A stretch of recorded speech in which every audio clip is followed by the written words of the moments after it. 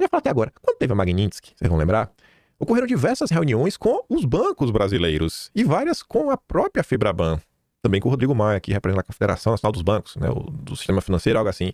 Você vê que essa turma inclusive contratou o Rodrigo Maia para ser um lobista 24/7.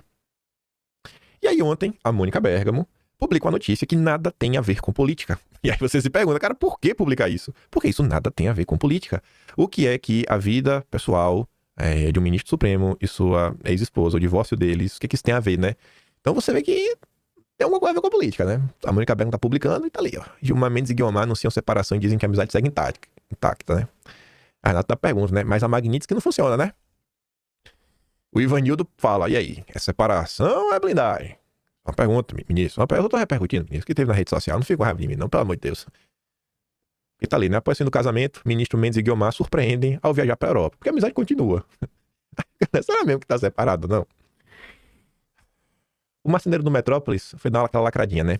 Não sei por que a vida pessoal de um juiz do Supremo está ganhando tanta cobertura midiática, mas fica aí o registro de que está acontecendo. Aí a Anitta dá no meio.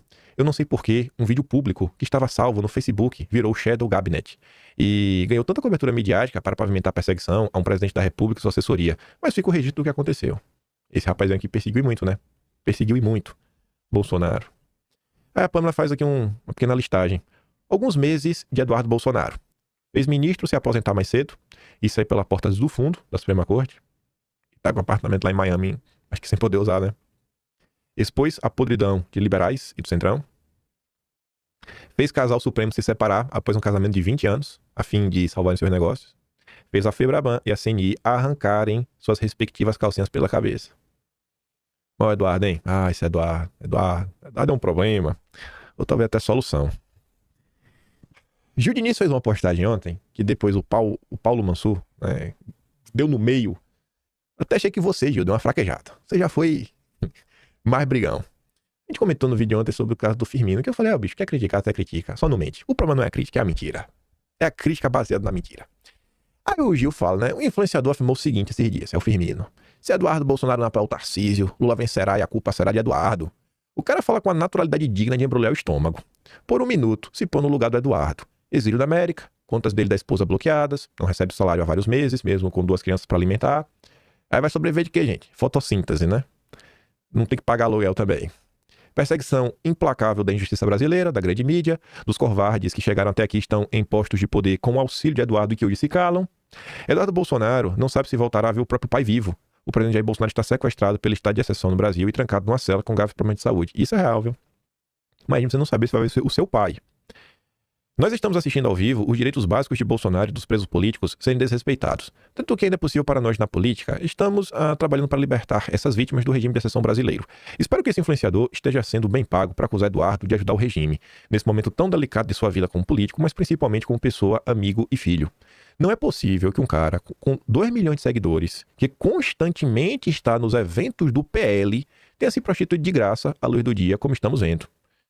Pois é, né? Eu espero que não saia de graça, porque de graça é muita burrice. É muita burrice. Graça é muita burrice. Já o Paulo Mansur deu no meio. Sem dó nem piedade.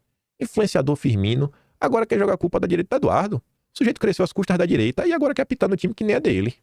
Eduardo abriu mão do próprio mandato, perdeu salário, perdeu dinheiro no próprio país, de ver a família, tudo para defender o Brasil. Enquanto isso, tem gente querendo likes em cima do sacrifício dos outros. O foco é um só. Bolsonaro livre, anistia já. Se até março o Bolsonaro não puder ser candidato, aí sim discutimos. Eduardo impedido, o nome natural é o Flávio.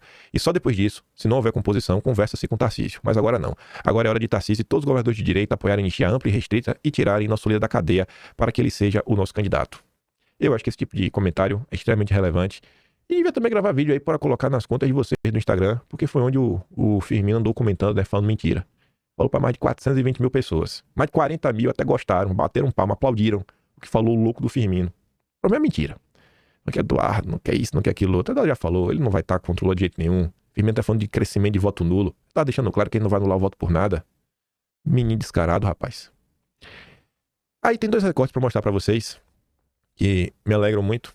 Esse primeiro aqui, Eduardo tá falando, né, como diz ali o Clark, que o câncer no Brasil, o problema, não é só a elite política, mas também a elite financeira, que tem o número de todos, né, do consórcio.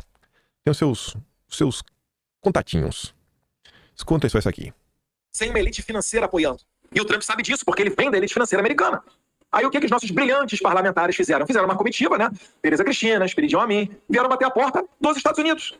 Aí veio a Febraban, veio a CNI, pagaram alguns milhões de dólares para escritórios de lobby, escritórios de advogado, etc. Conseguiram se encontrar aqui com o número 2 do State Department, um homem chamado Christopher Landau. Aí o que o Christopher Landau falou para os empresários brasileiros? A mesma coisa que Eduardo Bolsonaro e Paulo Figueiredo falam. Nem precisava gastar 2, 3 milhões de dólares, era só nos seguir nas redes sociais. Pressionem Brasília, não pressionem Washington DC, porque o problema está em Brasília. Leiam a carta do Trump. Então eu fico aqui sozinho esgoelando, né, para tentar me comunicar com a elite política brasileira. E ainda assim, né, aí começa, não, o Eduardo tá fazendo besteira, não, o Eduardo tá arranjando briga, não, o Eduardo não sei o quê. Então, ao que parece, o Brasil vai ter que sofrer um pouco mais até sair dessa questão, porque eu finalizo dizendo o seguinte: se o Brasil chegar numa eleição onde os principais líderes da oposição não podem concorrer, há um seríssimo risco da eleição brasileira não ser reconhecida pela comunidade internacional. Quando isso ocorre, o Brasil ele fica com a mesma chancela da Venezuela, da Nicarágua e de Cuba, ou seja, vira uma ditadura. Eleições não reconhecidas. Em uma ditadura, meus caros, não há geração de riqueza. Por que eu gosto desse tipo de fala? É o seguinte, a pessoa que não sabe nada de política, no primeiro momento, ela acha que nenhum político presta. Aí ela começa a entender as coisas. Aí são aquelas camadas. No primeiro momento, a pessoa fala, rapaz, é o PT. A miséria do PT, meu Deus do céu, é um problema gigantesco. Aí a pessoa vai ficando mais inteligente. Aí ela depois descobre que não é só o PT. O PT tem um apoio da imprensa. Aí ela começa a ficar, rapaz, a imprensa também é um problema nesse país, né? Aí ela fala, agora tem o PT e tem a imprensa. Aí você vai colocando. Aí depois vai passando o tempo, isso aí foi a história do bolsonarismo. Aí você descobre que existe ideologia. Que até por isso que o problema do PT não é só corrupção. Que tem ideologia, você descobre a Folha de São Paulo. Aí você descobre, né, o que Olavo chama de marxismo cultural, nessa revolução cultural, onde vai dominando em mentes e corações, doutrinando pessoas. Você fala, nossa. Aí depois disso você descobre que tem um judiciário. Judiciário. E aí você vai descobrindo mil uma coisa, né? E vai descobrindo, vai descobrindo. Então assim, cada vez mais você vai entendendo a complexidade das coisas. Descobre que tem um judiciário. Judiciário. E aí você vai descobrindo mil uma coisa, né? E vai descobrindo, vai descobrindo. Então assim, cada vez mais você vai entendendo a complexidade das coisas. E isso aconteceu muito lá atrás. A gente estava comentando no vídeo ontem, né? Houve esse processo. As pessoas não nascem sabendo. E é importante você ir explicando.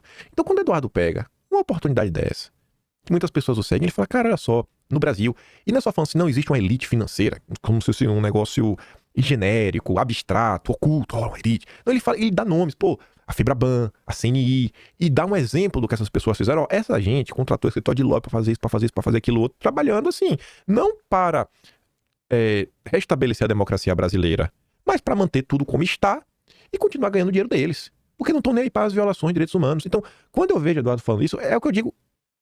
Não é só lacrar na rede social, não é só falar frase de efeito, contar Lula de sério, mas explicar. As pessoas ainda não são informadas, gente. A maior parte do brasileiro não faz a mínima ideia. Sabe, apareceu um nome aqui no vídeo, que eu nem me aprofundei, mas se eu quisesse, teria histórias e mais histórias, mais histórias, que apareceu tendo dossiê histórico da gente, que é um dos patrocinadores do evento do Daniel Vorcaro, que é a Firjan.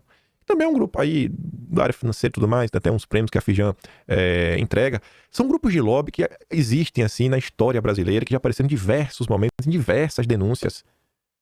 Mas o brasileiro nunca ouviu falar. Então, o simples fato de você, às vezes, ouvir falar um nome, nossa, quantas vezes, por causa de um nome que eu ouvi, eu falei, esse nome parece estranho. Eu fui pesquisar, sei lá, não apareceu um dossiê, eu mesmo acabei descobrindo um monte de coisa. A quantidade de coisa que eu descobri nesses... Já vai mais de 6 anos já. Eu falei, cara,